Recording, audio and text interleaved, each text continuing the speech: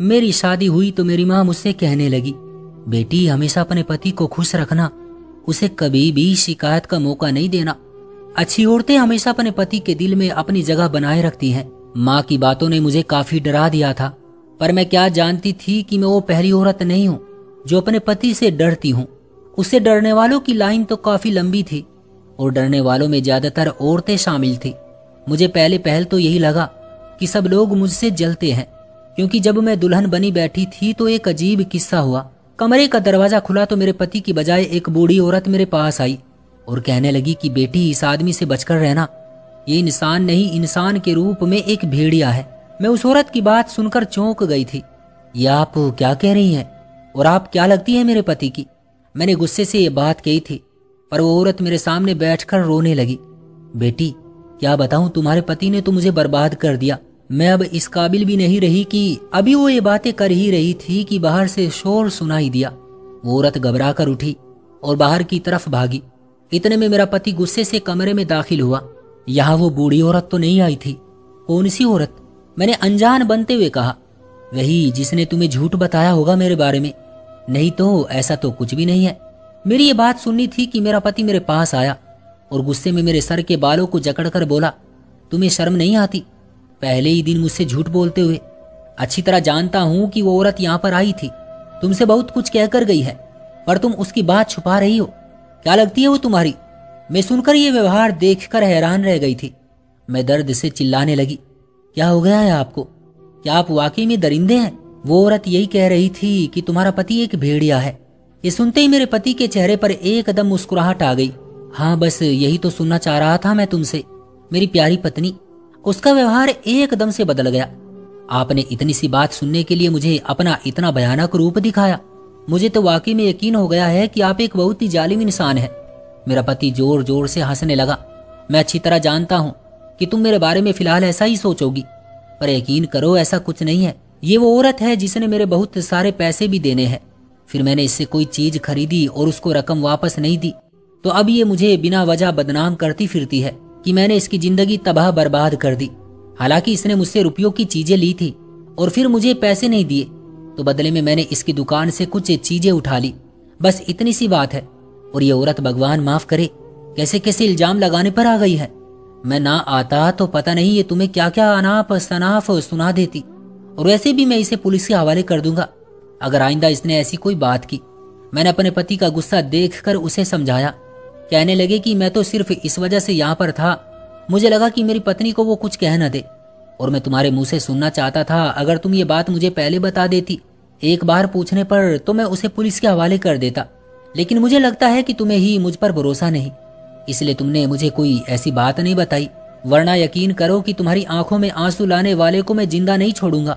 अपने पति की बात सुनकर मुझे बड़ी हैरानी हुई थी और खुशी भी कि मेरा पति मुझसे वाकई में इतनी मोहब्बत करता है कि किसी औरत को भी मेरे खिलाफ बोलने नहीं देता। इस बात ने मुझे खुश भी किया था, हैरान भी और परेशान भी।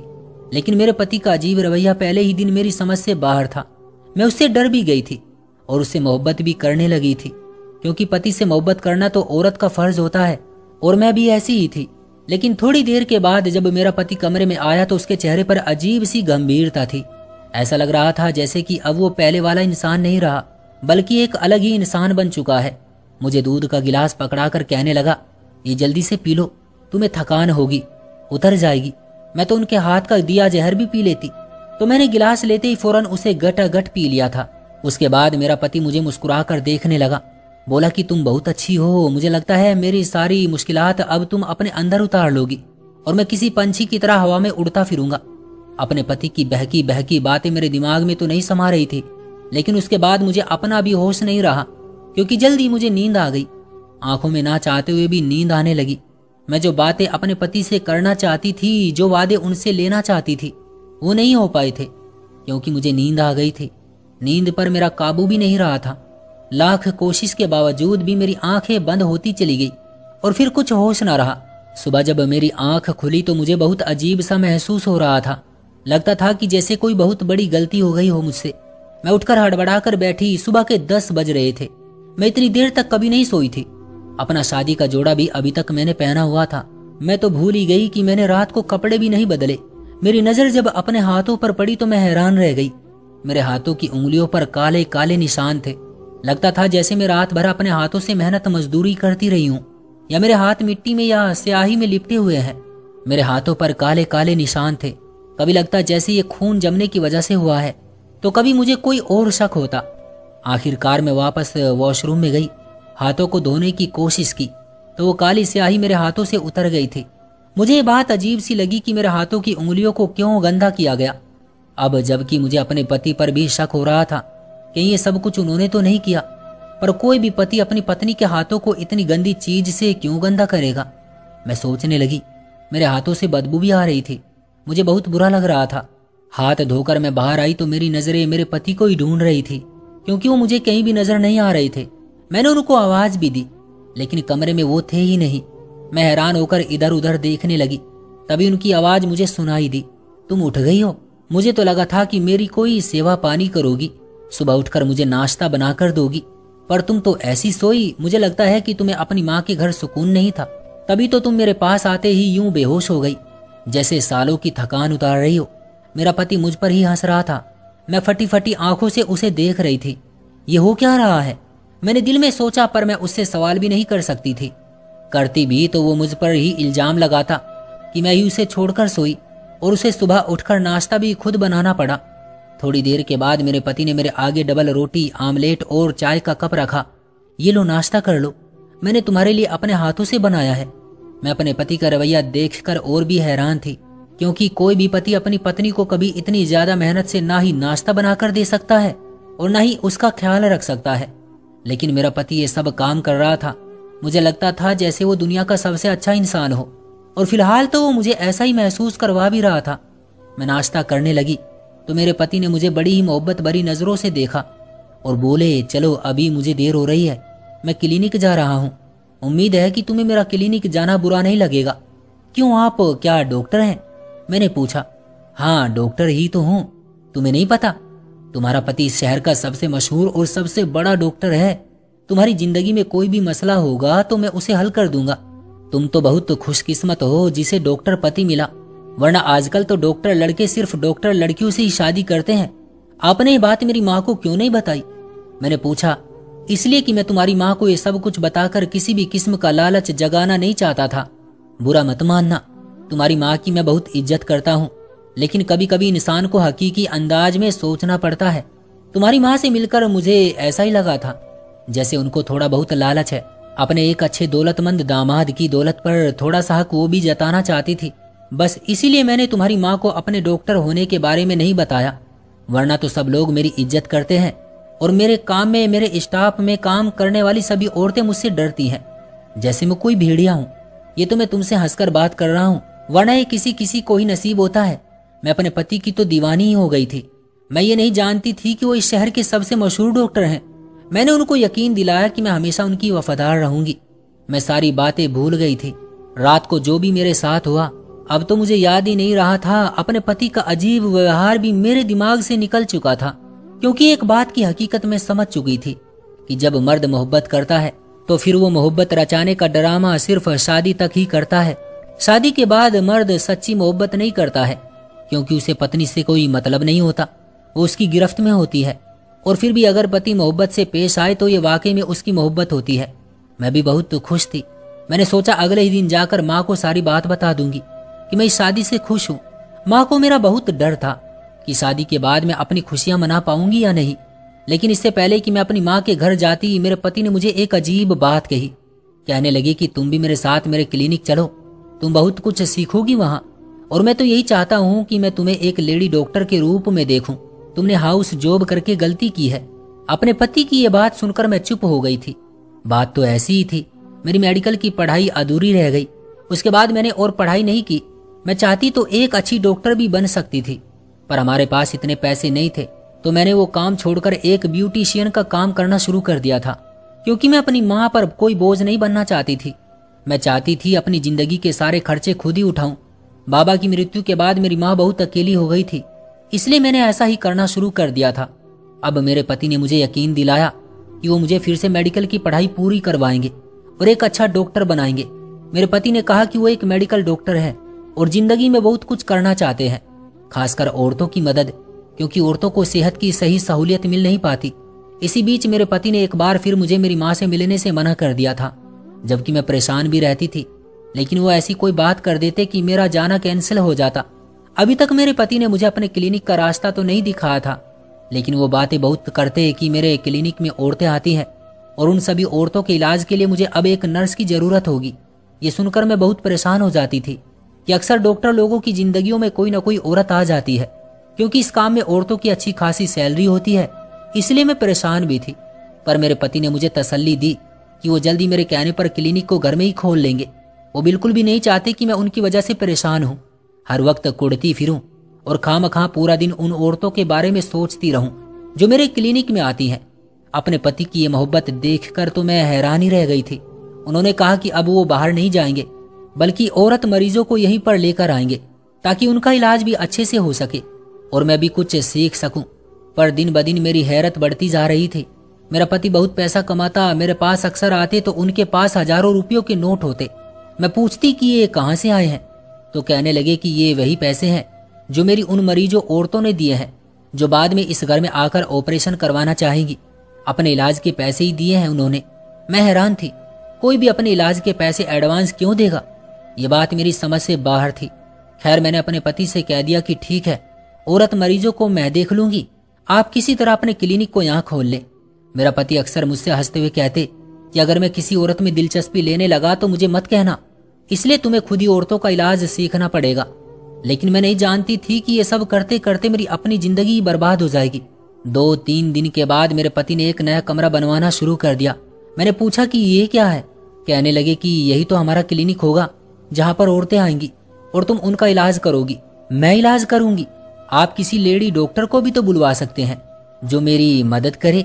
मेरी मेडिकल की पढ़ाई भी पूरी नहीं है। मेरी बात सुनकर वो गुस्से में आ गए। हाँ तो क्या हो गया? तुमने कौन सा इलाज करना है? इलाज तो मैं ही करूंगा ना, लेकिन तुम्हारे काम बहुत सारे हैं जो इस क्लिनिक में तुम कर सकती हो। और वैसे भी मैं ये सब कुछ इसलिए कर रहा हूँ ताकि तुम्हें अच्छा महसूस हो। तुम एक बार फिर डॉक्टर बनकर वो सारे जज्बात महसूस करो जो तुम करना चाहती थी। मुझे तुमसे कोई मतलब नहीं है। मेरे मरीज इतने हैं कि मैं ना भी कहूँ तो वो सारे के सारे मुझे बिना वजह ही पैसे देकर चले जाएंगे। उनको मैं कुछ भी कहूँ तो वो खरीद लेंगे। मैं अपने पति की बातें सुनकर उनकी ओर एहसानमंद हो गई। मैंने कहा, मुझे माफ कर दे, मुझे ये नाशुक्री जचती नहीं है। अब आप जैसा कहेंगे मैं वैसा ही करूंगी। अगले ही दिन मेरे पति ने मुझे खुशखबरी सुनाई कि वो क्लिनिक को हमारे घर में ट्रांसफर कर चुके हैं। अब बस मुझे उनका थोड़ा बहुत काम सीखना होगा। लेकिन उन्होंने मुझसे मेरा हाथ पकड़कर एक वादा लिया। कहने लगे कि तुम कुछ भी हो जाए इस वादे को तोड़ोगी नहीं, जैसा मैं कहूंगा वैसा ही करोगी। कुछ समय में तुम भी पैसे कमाना शुरू कर दोगी, लेकिन तुम्हें इन सारे कानून के ऊपर पाबंद रहना होगा ताकि हमें किसी किस्म का नुकसान ना हो। कहने लगे कि कुछ भी हो जाए तुम उन मरीज औरतों से बात नहीं करोगी। मैंने पूछा क्यों? कहने लगे कि वो इस काबिल नहीं होती।